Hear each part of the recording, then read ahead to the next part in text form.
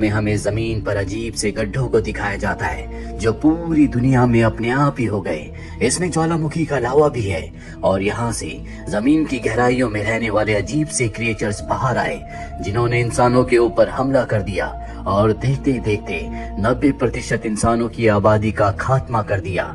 इंसानों ने पूरी कोशिश की कि वो इन क्रिएचर्स को मार सके, लेकिन वो इन्हें मारने में नाकामयाब रहे। तभी इंसानों को पता चला कि 8000 फुट से ऊपर की ऊंचाई पर ये क्रिएचर्स नहीं आते और बचे हुए इंसान अपनी जान बचाने के लिए 8000 फुट की ऊंचाई पर चले गए, जहां गुजर बसर करना बहुत मुश्किल है। लोग छोटी छोटी कम्युनिटीज में इन्हीं ऊंचाइयों पर रहते हैं, यानी कि एलिवेशन पर, जिस एलिवेशन पर वो रीपर्स, वो क्रिएचर्स नहीं आ सकते। इन्हीं में एक छोटा बच्चा होता है जिसका नाम हंटर है। हंटर अपनी कम्युनिटी में अकेला बच्चा है, इसीलिए वो बहुत ज्यादा बोर हो जाता है। एक दिन वो 8000 फीट की ऊंचाई से नीचे आ जाता है, पर तभी उसे एहसास होता है कि उसके आसपास कोई रीपर है। रीपर उस पर हमला करता है। हंटर अपनी जान बचाने के लिए भागता है और इससे पहले कि रीपर उसे मार देता, वो अपनी जान बचाकर 8000 फुट की ऊंचाई की लाइन को क्रॉस करके ऊपर आ जाता है, जिससे उसकी जान बच जाती है। हंटर के पिता को जब ये बात पता चलती है कि वो नीचे गया था, तो वो अपने बेटे को डांटते हैं और कहते हैं कि आज के बाद कभी नीचे मत जाना। इन्हीं रीपर की वजह से मैंने अपनी पत्नी को, यानी कि तुम्हारी माँ को खोया है और अब मैं तुम्हें खोना नहीं चाहता। वैसे भी तुम्हें सांस लेने में तकलीफ होती है। दरअसल हंटर को लंग डिजीज है। हंटर कहता है कि मैं बस दूसरे लोगों को नीचे देखने के लिए गया था। उसके पिता विल कहते हैं कि आज के बाद ऐसा कभी मत करना। अब अगली सुबह विल अपनी दोस्त के साथ शिकार करने के लिए जाते हैं। तभी उन्हें रास्ते में नीना दिखती है, जो कि एक प्रोफेसर है और पिछले कई सालों से वो ऐसी गोली बनाने की कोशिश कर रही है जिससे कि वो रीपर्स को मार सके। उसके पास रीपर का एक कवच, एक खाल भी होती है जिस पर वो अलग अलग तरह की गोलियां बनाकर वार करती है, ताकि कोई गोली उस कवच को, उस खाल को पार कर जाए और रीपर की मौत हो जाए। पर अब तक वो अपने मकसद में कामयाब नहीं हुई। वही विल अपने बेटे हंटर के लिए बहुत परेशान होता है, क्योंकि उसके पास जो ऑक्सीजन के फिल्टर्स हैं वो लगभग खत्म हो चुके हैं। मात्र एक ही फिल्टर उसके पास है और अब उसे नीचे जाकर हॉस्पिटल या किसी मेडिकल स्टोर से ऑक्सीजन फिल्टर को लाना होगा। वो प्रोफेसर नीना के पास जाता है और कहता है, मैं चाहता हूँ कि तुम भी मेरे साथ चलो, पर वो साफ साफ मना कर देती है। विल कहता है कि पहाड़ों के बीच से माइनिंग का एक रास्ता है जहाँ पर मैंने काम किया है, वहाँ से हम सुरक्षित जा सकते हैं। नीना कहती है कि ये असंभव है। जैसे ही तुम 8000 फीट की ऊंचाई से नीचे जाओगे, तुम्हारे मुंह से कार्बन डाइऑक्साइड निकलेगी, जिससे वो तुम्हारी लोकेशन का पता लगाकर तुम्हें खत्म कर देंगे। लेकिन विल को किसी भी कीमत पर नीचे जाना है ताकि वो अपने बेटे की जान को बचा सके। वो नीना को कन्विंस करने की कोशिश करता है कि नीचे तुम्हारी लैब भी है, हो सकता है कि वहाँ तुम्हें कोई जरूरत का सामान मिल जाए, लेकिन वो साफ साफ मना कर देती है। लेकिन विल किसी भी कीमत पर वहाँ जाना चाहता है, इसीलिए जब वो जाने की तैयारी कर रहा होता है तो उसकी दोस्त भी उसके साथ आने की जिद करती है। वो उसकी बात मान जाता है और अब ये दोनों के दोनों यहाँ से निकल पड़ते हैं। रास्ते में प्रोफेसर नीना इन्हें देख लेती है। दरअसल वो इन्हीं का इंतजार कर रही थी। वो भी इनके साथ जाना चाहती है ताकि नीचे लैब में जाकर ऐसी गोली बना सके जिससे कि उन रीपर्स को, क्रीचर्स को मारा जा सके। साथ ही उसके पास ऐसा एक कंपास भी होता है जो रीपर के इनके आसपास आने पर इन्हें इंडिकेट कर देगा। अब जब ये नीचे की तरफ बढ़ रहे होते हैं, तभी वहाँ पर इन्हें मिलिट्री की बहुत सारी गाड़ियां दिखती हैं जो 3 साल पहले यहाँ पर रीपर्स को मारने के लिए आई थी, लेकिन रीपर्स ने उन सब का शिकार कर दिया। यहाँ पर इन्हें बहुत सारा असला बारूद मिलता है। बातों ही बातों में प्रोफेसर नीना की और विल की दोस्त की आपस में बहस हो जाती है।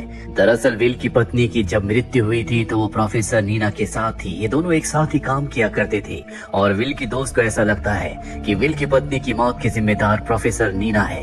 अभी आपस में लड़ी रहे होते हैं, तभी इन्हें कुछ आवाज सुनाई देती है और जब ये उस तरफ जाते हैं तो वहाँ पर बहुत सारे घोड़े होते हैं। इसका मतलब ये है कि रीपर सिर्फ इंसानों को मारते हैं, वो जानवरों को नहीं मारते। अभी यहाँ से एक स्की वाले एरिया में पहुंच जाते हैं जहाँ से इसकी लिफ्ट से आगे निकल जाएंगे, पर यहाँ पर एक रीपर है जो इन्हें देख लेता है। विल और नीना अपनी जान बचाने के लिए इसकी लिफ्ट के ऊपर चढ़ जाते हैं, जबकि विल की जो साथी है वो उसे ऑन करने की कोशिश करती है। सामने से रीपर उसी की तरफ आ रहा होता है। वो उसके ऊपर ग्रेनेड से हमला करती है। बहुत बड़ा ब्लास्ट होने के बाद भी उसकी मौत नहीं होती और अब वो इसकी लिफ्ट को ऑन कर देती है और अपनी जान बचाने के लिए जल्दी से ऊपर की तरफ आकर इसकी लिफ्ट के ऊपर जंप कर देती है। विल उसका हाथ पकड़ लेता है, पर यहाँ जो नीचे रीपर है वो लिफ्ट के केबल को जोर जोर से हिलाता है, जिस वजह से इनकी जो लिफ्ट होती है वो नीचे गिर जाती है और अब इन तीनों को अपनी जान बचाने के लिए ऊपर की तरफ भागना पड़ता है। ये एक बार फिर से 8000 फीट की ऊंचाई पर पहुंच जाते हैं। जिनसे इनकी जान बच जाती है। रात ये सब के सब एक घर में बिताते हैं जहाँ पर प्रोफेसर नीना इन सबको बताती है कि जब ये रीपर्स धरती के नीचे से आए तो इन्होंने सिर्फ इंसानों को मारा, ना इन्होंने इंसानों को खाया, ना ही किसी और दूसरे जानवर को मारा। ऐसा लगता है जैसे सिर्फ इन्हें इंसानों को मारने के लिए भेजा गया हो। पूरी रात उसी जगह बिताने के बाद अगली सुबह एक बार फिर से अपने सफर पर निकल पड़ते हैं। विल इन्हें उन टनल्स में, उन माइंस में ले जाता है जहाँ पर वो काम किया करता था। ये माइंस 8000 फीट की ऊंचाई पर है, बहुत ही गहरी है, पर जैसे जैसे ये आगे बढ़ेंगे ऊंचाई कम होती चली जाएगी और जब ये 8000 फीट के नीचे आएंगे तो इनके ऊपर रीपर्स हमला कर सकते हैं। और सबसे बड़ी बात ये होती है कि प्रोफेसर नीना के पास जो कंपास है वो इन माइंस के अंदर काम नहीं करेगा, पर ये बात वो विल और उसकी दोस्त को नहीं बताती। ये तीनों के तीनों माइंस के अंदर लगातार बढ़ते ही चले जाते हैं। आगे जाने पर इन्हें पता चलता है कि वहाँ का रास्ता बंद है, इसीलिए इन्हें एक दूसरा शॉर्टकट रास्ता लेना पड़ता है जो कि बहुत ही खतरनाक होता है। पर अपनी जान पर खेलकर उन रास्तों से ये टनल के दूसरे हिस्से में पहुंच जाते हैं। पर यहाँ पर एक रीपर होता है जो इन्हें सेंस कर लेता है। वो मारने के लिए इनका पीछा करता है। विल उसके ऊपर गोलियां भी चलाता है, लेकिन रीपर की खाल इतनी मोटी होती है कि गोलियों का उस पर कोई असर नहीं होता। इसीलिए ग्रेनेड से ये उसके ऊपर हमला करते हैं, जिससे उसकी स्पीड थोड़ा सा स्लो हो जाती है और इन्हें एक संकरा रास्ता मिल जाता है। ये तीनों के तीनों उसके अंदर चले जाते हैं और जब ये अंदर होते हैं तभी रीपर अपनी टेल इनकी तरफ भेजता है, जो कि जलते हुए अंगारे की तरह होती है। वो अपनी टेल से इनका खात्मा कर सकता है, लेकिन तभी विल जलती हुई माचिस को दूसरी तरफ फेंकता है, जिससे वो दूसरी तरफ चली जाती है और ये तीनों के तीनों रेंगते हुए संकरे रास्ते से आगे बढ़ जाते हैं। सबसे आगे विल की दोस्त होती है। जब वो उस संकरे रास्ते से बाहर निकलती है तो वहाँ पर रीपर होता है जो उसे मार देता है और इस तरह से विल की दोस्त की मृत्यु हो जाती है। नीना और विल दोनों के दोनों ऊपर आ जाते हैं। ये जगह 8000 फीट से ऊपर है, इसीलिए यहाँ पर कोई रीपर नहीं होता।